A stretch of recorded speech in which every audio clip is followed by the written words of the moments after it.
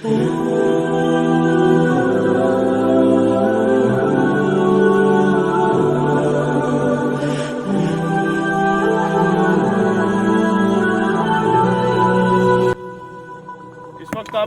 मस्जिद के बिल्कुल बाहर के हिस्से में खड़े हैं, जहां मैं तस्करा कर रहा था अपनी पहली वीडियो में कि सिंध के बेलोर दाना बतायो फ़कीर जो है उनका घर। तो ये सामने के जो खंडरात हैं, अगर आप वहां पे दिखाएं तो ये सामने के खंडरात, ये बतायो फ़कीर का घर बताया जाता है। अफगस्तान 10 जिनकी तहकीक है कि यहीं पे वो रहते थे और वो फिर यहाँ पे शहर को जिस तरह जलाया गया उससे पहले वो यहाँ से हिजरत कर गए थे। और जिस वक्त जहाँ पे हम खड़े हैं आप ये देखें कि यहाँ पे बहुत से टूटे फूटे पत्थर हैं, जैसे ये कमाल अमरोही साहब के, ये देखें जैसे कोई जली हुई चीज़ होती है। तो ये इस तरह हो गया उसका जो है ना, बिल्कुल अभी भी वो ब्लैक है। और ये जावेद मंजर साहब ने जो पत्थर उठाया हुआ है, ये ऐसे है कि जैसे कोई इंडस्ट्री थी, यहाँ पे चक्की वगैरह चलती थी। और ये मेरे हाथ में भी आप दिखा सकते हैं कि इस पर बाकायदा निशान है। और ये एक स्टाइल है वही चक्की का, जो एक साइज और उसकी शेप है वो आप देख सकते हैं कि चक्की की शेप जो होती है ये वही है। और इसके लिए मेरा ख्याल है वो इस्तेमाल होते हैं। और इस तरह की ये बहुत सी चीज़ें यहाँ पड़ी हुई हैं, उनमें जिस तरह उसमें सुराख हैं और जिस तरह उसको बनाया गया होगा। अब ज़ाहिर है इतना सदियाँ गुजर गई हैं तो ये टूट फूट का शिकार हैं। यकीनन यहाँ पे बहुत ज़्यादा तहकीक की ज़रूरत है कि किस तरह इनका इस्तेमाल किया जाता था और किस तरह इसको जो है वो लोग जो है इससे अपने रोज़गार हासिल करते थे।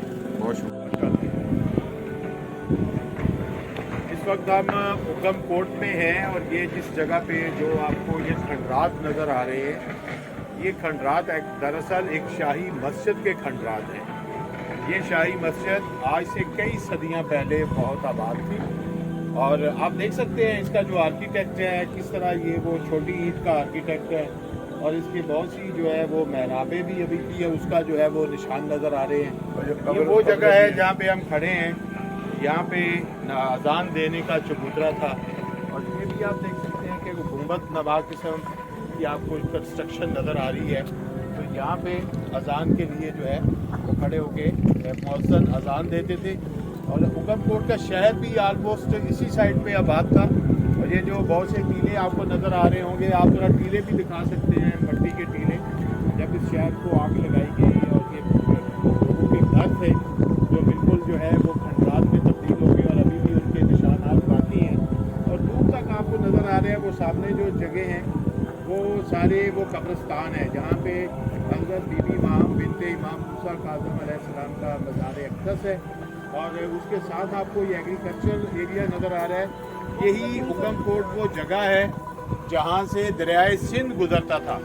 और दरियाए सिंध ने फिर अपना रुख बदला और फिर वो बहुत दूर यहाँ से हो गया। और उसके बाद जब यहाँ पे आग लगाई गई तो फिर ये शहर जो है वो भी बर्बाद हुआ। उसके बाद आप देखें कि ये जो कब्रिस्तान है ये भी तकरीबन 200 एकड़ पर मुहित है। हमारे जो मुहक्किक हैं इस इलाके के जनाब अब्दुलसत्तार 10 साहब, उनके मुताबिक यहाँ पे 200 एकड़ का कब्रिस्तान था, जो कि आहिस्ता आहिस्ता कम होते होते अब तकरीबन 60 से 70 एकड़ पे जो है ना वो मौजूद है। अभी भी बहुत सी कब्रों के निशानात बाकी हैं, जबकि ये मस्जिद ख़ास तौर पर जो है वो मैं दिखाना चाह रहा था। तो जावेद मंजर साहब जो हैं वो भी हमारे साथ हैं और कमाल अमरोही साहब हमारे साथ हैं। यहाँ पे अब्दुलसत्तार 10 साहब भी मौजूद हैं जिन्होंने इस पूरे इलाके पे बहुत ज़्यादा रिसर्च की है और ख़ास तौर पर बीबी माहम के हवाले से बहुत ज़्यादा रिसर्च की है। तो ये चीज़ें वो हैं कि जो इस तारीख़ का हिस्सा हैं, दरिया सिंध के साथ की तहज़ीब का हिस्सा हैं। और बीबी माहम के ज़माने से लेकर अब तक बहुत सी चीज़ें जो हैं वो दरियाफ़्त होती जा रही हैं। आप देख सकते हैं इसका आर्किटेक्ट देखें, जो ख़ास तौर पर तामीरात से वाबस्ता लोग हैं वो देख सकते हैं कि इसकी ईंट वही ईंट तकरीबन है जो शाही मसाजिद में या शाही तामीरात में इस्तेमाल होती रही है। और ये अभी भी वो इसके अंदर जो एक ताकत है, वो उसकी जो सख्ती है, मजबूती है, वो मौजूद है। लेकिन यह है कि इसको एक प्रॉपर वे में जो है वो बहाल नहीं किया गया। इसमें कुछ कब्रें भी मौजूद हैं कुछ लोगों की। तो अगर इसको बाकायदा तौर पर बहाल किया जाए तो ये सयाहों के लिए एक बहुत ही अहम जगह जो है वो साबित हो सकती है। और बिल्कुल इस मस्जिद की बहाली जो है वो मुमकिन है। अब भी बहुत शुक्रिया। इसी तरफ आगे हैं वही शाही मस्जिद जिसका मैं तस्करा कर रहा था, उगम कोट की शाही मस्जिद। और इसमें एक वजाहत जो कि हमारे मुहक्किक जनाब अब्दुल दर साहब ने की है ख़ास तौर पर, वो है कि एक पुरानी वीडियो मौलाना हसन ज़फ़र साहब की मौजूद है, यूट्यूब पे मौजूद है, जिसमें उन्होंने इसी जगह को शाही महल जो है वो करार दिया था। तो उसकी जो है वो अब्दुल दर साहब ने तस्हीह की है, क्योंकि इनकी एक रिसर्च है इसके ऊपर पूरी। तो उन्होंने कहा यहाँ पे शाही महल नाम की कोई चीज़ नहीं थी, बल्कि ये शाही मस्जिद है। और अभी ये देखें कि उसका एक वाज़े तौर पर जो चीज़ समझ आती है कि ये मेहराबियाँ आप देखें, तो ये मेहराबियाँ जो हैं ये मस्जिद के अंदर की ख़ास निशानियाँ होती हैं। और इसी तरह ये मेन मेहराब है, जावेद मंजर साहब के बिल्कुल पीछे जो चीज़ नज़र आ रही है ये देखें, ये आप देखेंगे तो ये मेहराब है, ठीक है। तो ये की दीवारों का जो अंदाज और ये मेहराब का अंदाज, मेहराबियाँ, ये सारी मस्जिद की निशानियाँ हैं।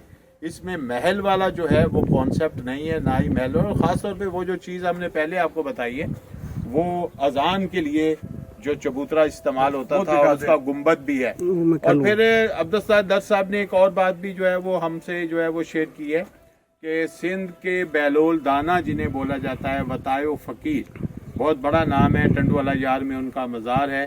तो इसी मस्जिद के बिल्कुल सामने जो एक खंडरात नज़र आ रहे हैं, ये उनका घर था। और इसकी तबाही से पहले ही वो शहर को छोड़ गए थे। वो बहुत ज़्यादा जो है अल्लाह के वली थे, उनकी जो करामात थी वो, और उनका जो एक अंदाज़ था, लोगों को जिस अंदाज से वो दानाई की बातें बताते थे, वो उसी अंदाज से थी जिस तरह बैलोल दाना की हमने बातें सुनी हैं। और बतायो फ़कीर जो हैं उनका टंडवाला यार में मज़ार है। अगर आप टंडवाला यार जाएँ तो वहाँ पे भी आप उनकी ज़ियारत के लिए रुक सकते हैं। इसी मस्जिद के सामने वो रिहाइश पजीर हैं। अब उनका घर जो है वो भी एक खंडर में तब्दील हो चुका है। तो लिहाजा इसके बारे में हम फाइनली यही एक बात चीज़ जो सामने आती है कि ये मस्जिद ही थी और मस्जिद के अंदाज से ही बनाई गई है, और ये बहुत अर्सा तक जो है वो आबाद भी रही है।